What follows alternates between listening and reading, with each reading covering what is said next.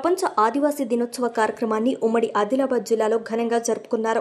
ప్రపంచ ఆదివాసీ దినోత్సవాన్ని పురస్కరించుకొని ఆదిలాబాద్, కొమరం భీం, ఆసిఫాబాద్, నిర్మల్, మంచిర్యాల జిల్లాలో అధికారులు, ప్రజాప్రతినిధులు, ఆదివాసులు పెద్ద ఎత్తున పాల్గొని ఘనంగా జరుపుకున్నారు.